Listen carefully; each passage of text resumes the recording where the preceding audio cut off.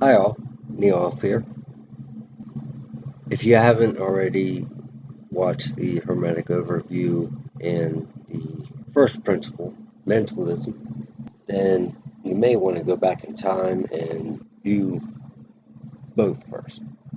Go back or if you're a veteran Hermeticist, you may want to, you already know, to time travel to the future. And you will, yes, I'm going to share some direct correspondence with you as well. Maybe some direct tables. I don't know yet. But if you have watched those, and if we think back to mentalism, the all is mind. All is mind. We have networks. We can pick your favorite model, tree structure, whichever model you like. And imagine with me, if you would, for a sec, being able to access, to break out of the current subnet into the higher realm. Instantly then we have access, higher access. And these networks should be viewed as nodes in themselves.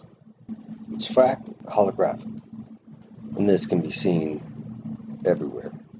It can be seen in plant, seen in number systems, in anything.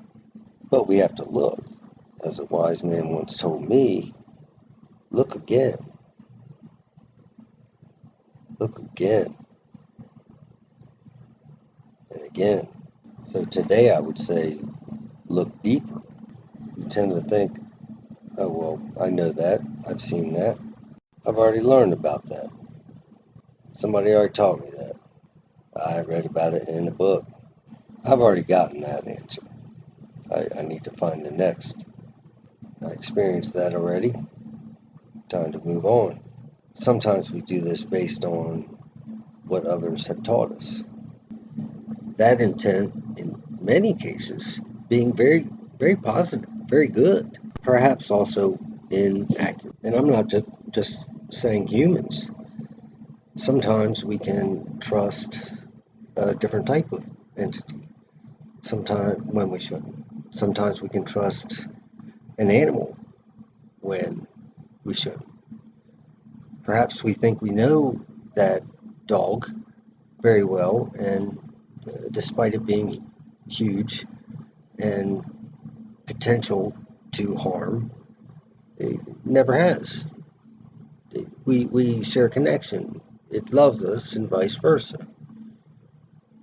Well, depending on the situation, that entity, that dog, let's say, may want to attack and may do so without even considering that prior sense of love felt a day ago and throughout. Now, this doesn't happen often. I'm not saying that. I'm not saying fear your dogs at all. I'm saying the opposite. I'm saying don't fear any of it. I'm also saying we can't control. As much as we try, we can control certain aspects, but there are other forces higher than us from one perspective. From another, we're connected directly to all of these forces on whatever level they are. So we can look at it either way. Or we could say we are that, which perhaps that's the case. But yeah, we could say we are that, constantly manifesting in physical from the direction of the mental via the spirit. The one that I tend to think we all have an understanding of via our senses, no matter what level our senses are currently operating at. Most, I have to say, I'm not going to say any 100% here. I'm saying most, in my opinion, have a very basic understanding that they should not kill, they should not rape, they should not steal. Humans have created over time, characters, actors, IDs, associations, correspondence. And these can be in human form or any symbol in many other forms. And we give them different labels depending on who we are. In a word, we have a care actor. Yes? Several, rather, usually. Languages, systems, hierarchies. Then there's the logos. My opinion is that in addition to that, there are hierarchies we don't even know anything about yet, or that we don't remember yet. Perhaps some we don't have access to yet. At the same time, I say no. I say there is a path via a node to another node to another that allows us to access the next higher level up operating module, system, plane, dimension, which may be considered a higher node or a lower node, a door, maybe, a higher octave, a path we can choose to take, or we can consciously choose another. So we have to flow through these doors. That's the faith component. That's our sacred feminine driving us. And so that's what happens. That's God's law, will, driving us. So we should stay there as often as we can, I would imagine.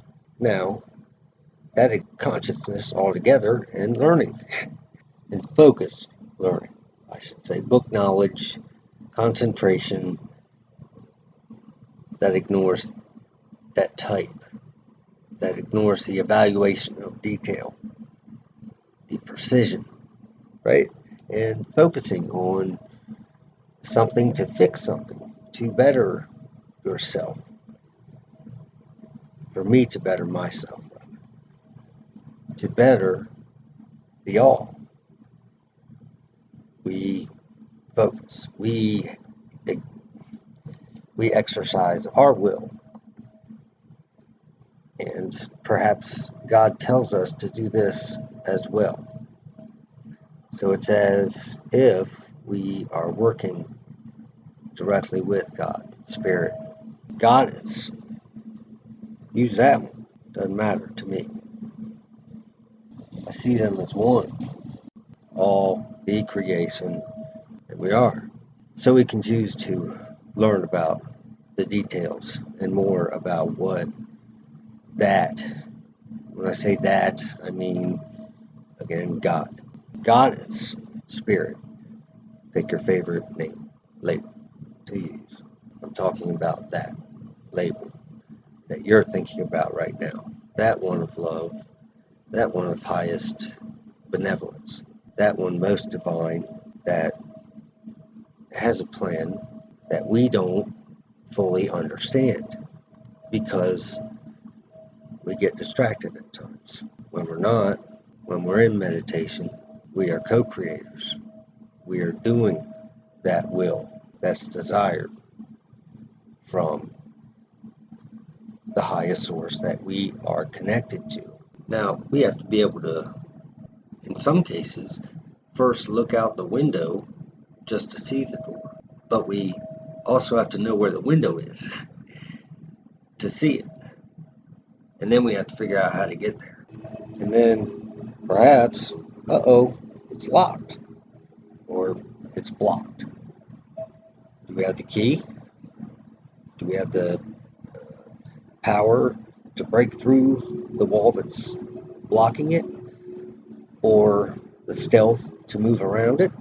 Our higher self, God, knows better how to direct us in terms of the all, in terms of that creation, in my opinion. So let me say goddess. again. But no, it's your choice how to perceive it. I personally like to perceive it as the union of both. But no, in some schools, that feminine component is negative and powerful, and what nurtures us, what gives to us, and what guides us. So it might be a good plan to correspond with yourself, such as via meditation, that God, Spirit, gives. Gender, though, is for another lesson. You are your best teacher. I'm not saying we can't learn from others. Of course we can. But you are your best teacher. But as humans, we overlook things. Sometimes we put faith in things that we shouldn't. Sometimes we trust those that we should not. And the main point is, we can always gain more gnosis, a higher level of understanding and wisdom. Be more conscious of everything, whatever it is we're studying. We can learn more about it. When I say study, I don't necessarily mean having our heads in books all day. When I say study, I'm referring to sitting on the beach and playing with grains of sand, or swimming in the ocean, or taking a walk in the woods. Because we study as we do those things as well. We learn doing those as well. And books, of course, are great too. The people are also beautiful, and we can learn from them, as the animals. We take in all stimuli. Whether or not we choose to evaluate it is up to us. But this is the importance of symbol, of sigils, of logos, of art, music. So that should be attached at the end of the mentalism video, probably, right? If not the general hermetic overview. Because I know I've already touched on polarity, gender, etc. So let me come back down from the clouds and get back to it, because we're here today to discuss the second hermetic principle, the law of correspondence. The law of correspondence. This, like all the seven, are principles, laws. They come before everything else. Now, that's a bold statement to make. Yes? Who are you, sir, to say that these seven laws are laws and principles? Who are you to make the law? Well, that's the whole point. I don't. Man tries to, but I don't. God does. Spirit does. The all does. The creation, the source of, derived from nothingness, perhaps, does. The one that we currently reside in the body of, perhaps, in another body. And so Perhaps these even larger bodies may have above, more access, larger, a stronger connection. But the same applies or both directions. Perhaps the opposite is true. My apologies, I caught myself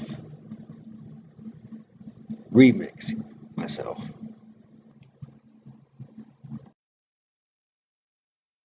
They come before everything else. They came before this guy.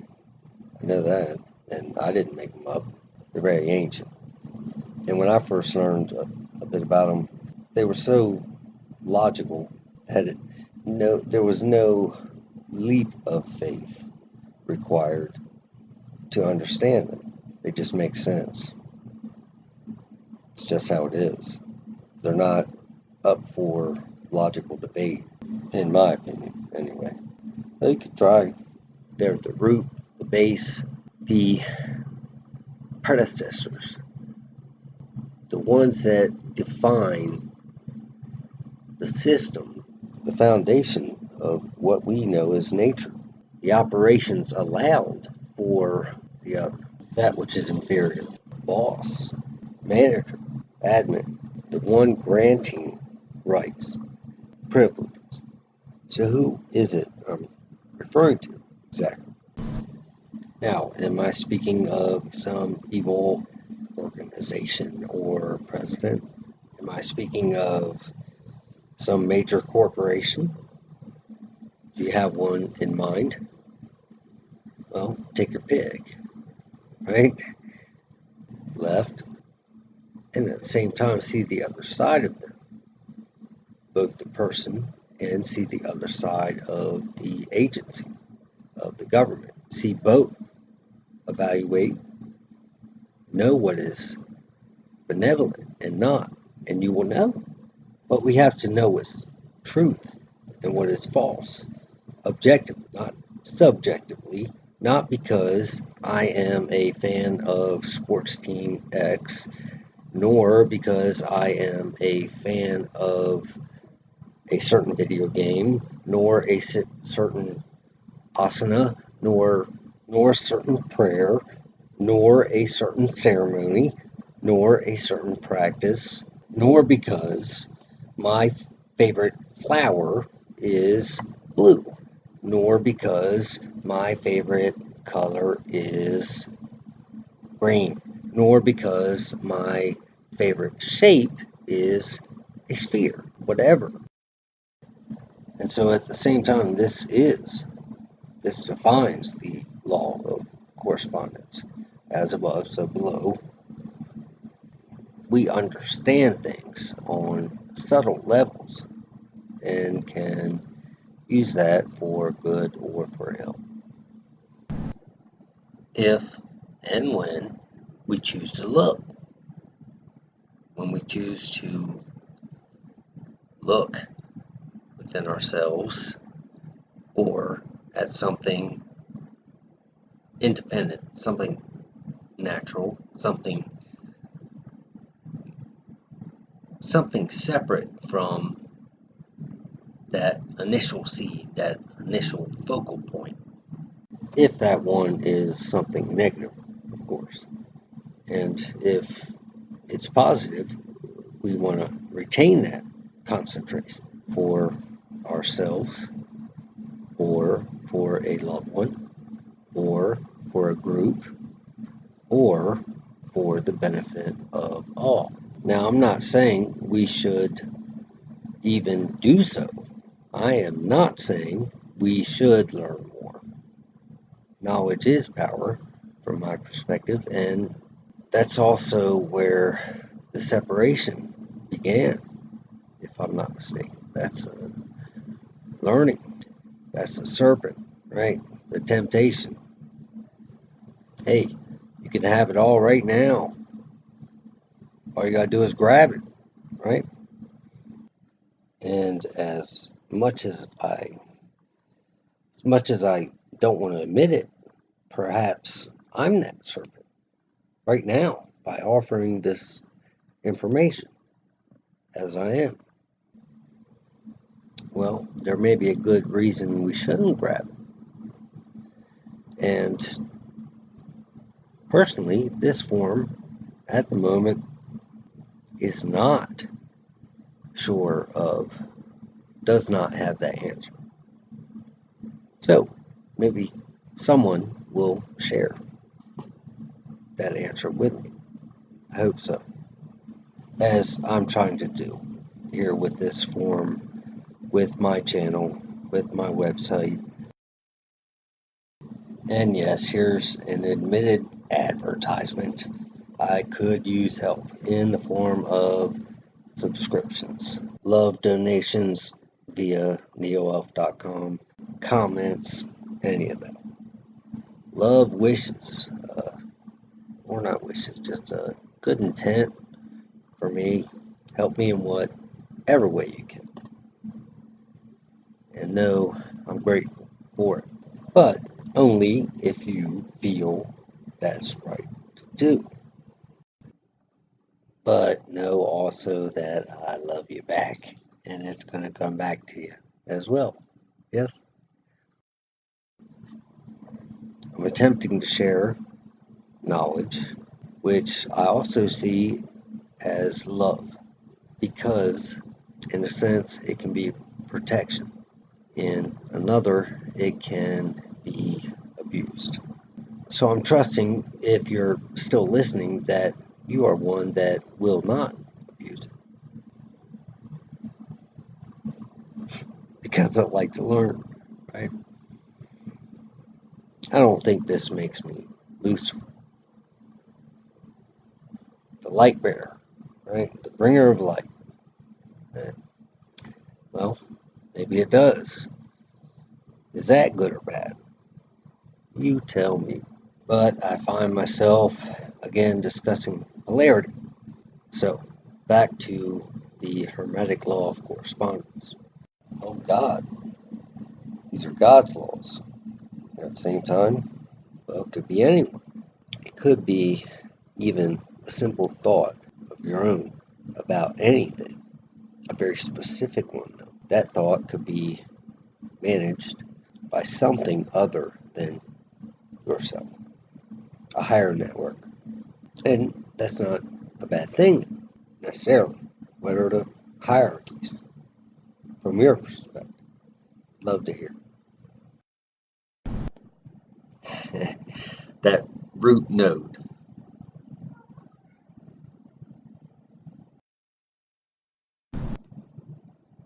that one.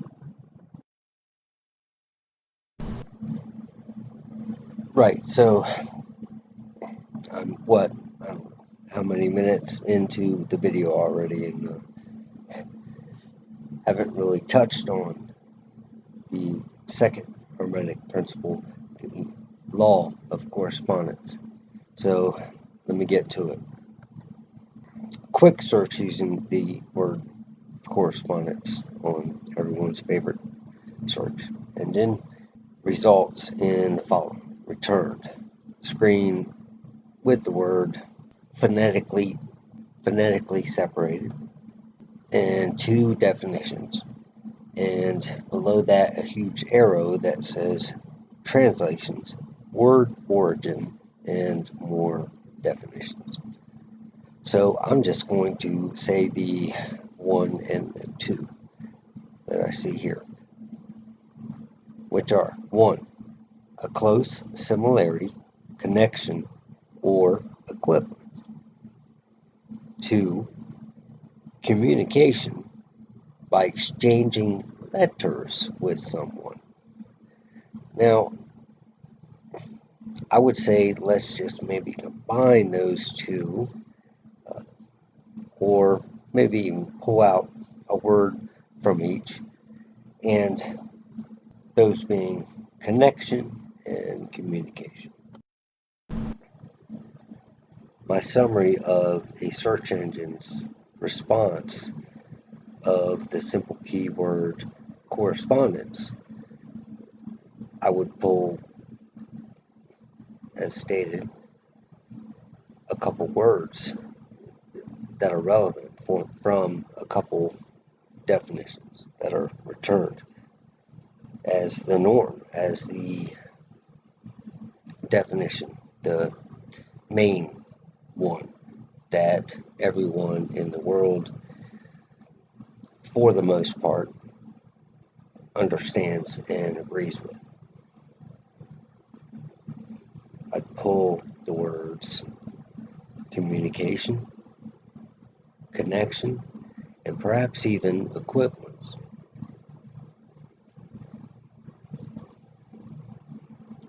But that's just my interpretation of the general definition.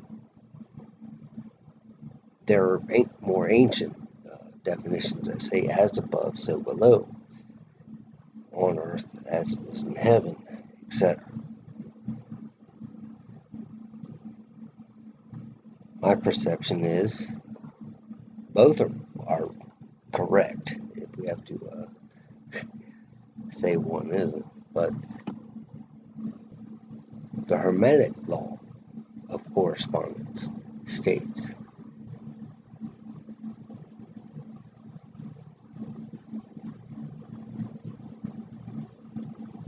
if you want more detailed definitions about the actual Hermetic Law of Correspondence, you can visit my website, neilelph.com, and keep listening.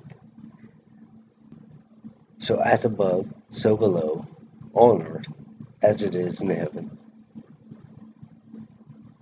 However you would say the same, would be that connection part of that, let's say, my personal compiled definition, summarized version of the standard definition delivered via Google.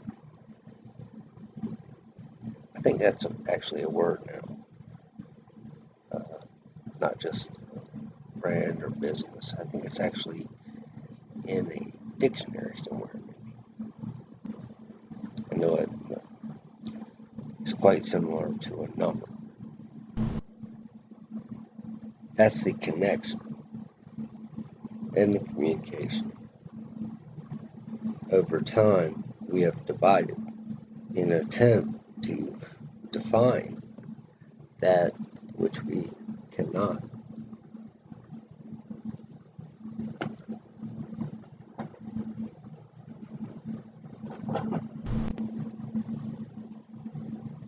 The most logical root separation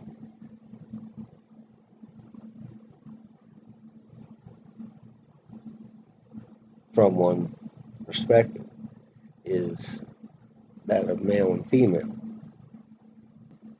So with these two separations, we can define them much better. We can say male is a active force and female is a passive force,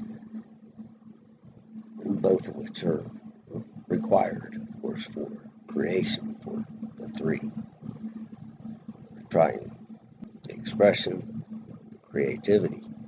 So we can make this initial division and say man and woman, or we can say fire and water, or we can not do another subdivision, but a subdivision of the initial subdivision, right? And say air and earth. Or perhaps those are flipped. So we could make this initial subdivision and say we have the sacred masculine and the sacred feminine. And we could do so again to say that, well, let's further define the sacred masculine by saying air, fire. Let's do the same with the sacred feminine and say water and earth. And so we can keep going from there. And that gives us general classifications, general root level pointers that things in our world correspond to. Problem is, we've already made these subdivisions, all of them. They're already out there, and we can either know about them, understand them, compile our own mental list of them, use them, or not. And these can come in many forms, in symbol, in language, of course, but I can also say, quite simply, cinnamon has a strong correspondence to fire, to that element, which in turn corresponds to the active force. So I can put sentiment on something. I can commune with whatever that thing is, baking a cake, and I use sentiment, whatever it is. I can say a prayer over a plate of sentiment. I could use that along with any other natural substance, or even those that aren't natural are still symbol. They still have color, shape, form, specific properties that we can trace back. A problem can arise, though, when we attempt to trace back while we're in the flow of doing it. They clash, those two trains of thought. We can go with it, or we can evaluate it, or we can try to balance that, yes, and we should, because if we don't, we could end up doing something. We can't go on intuition alone. We can be fooled by that. We can do things we don't want or plan to do. If we stay on the other side the whole time, then we don't have too much of a clue what's actually going on, because we're so focused on one detail that we see nothing else.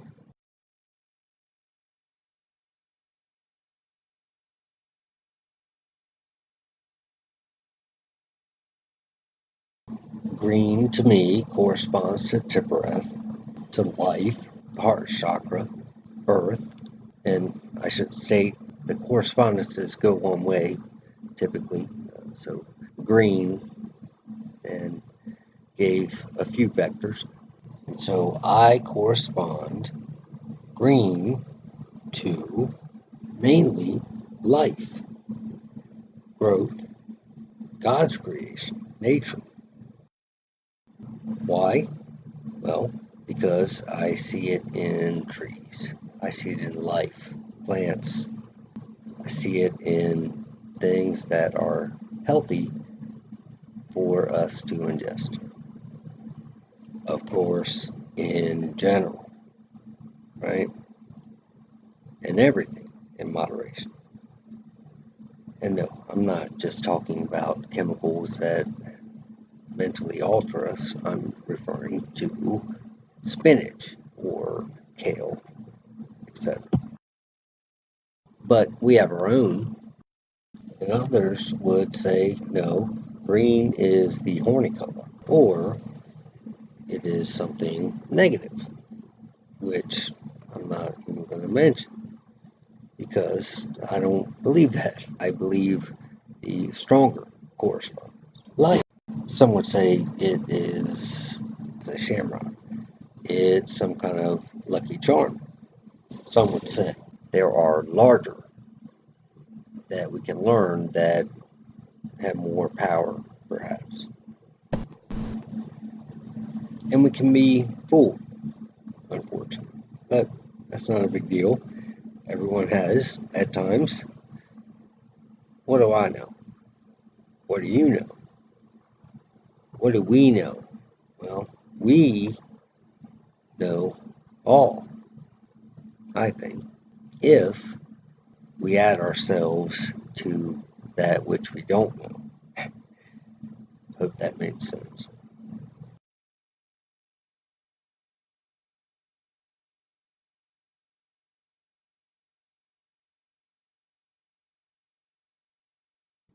And, in my opinion, so is the fire that we sit around to gain warmth, to see, to be given light, laughter, along with the air. I may post a pranayama video but perhaps also a tribal dance video or a baptism ritual. Or we could talk about burial. Or we could talk about using plants in a manner to better the all, to cook a meal for someone we love while implanting an energy, a frequency of love in that meal. And if we know the properties of the ingredients we put in, if we choose them consciously while flowing, well, that's the magic, that's the miracle.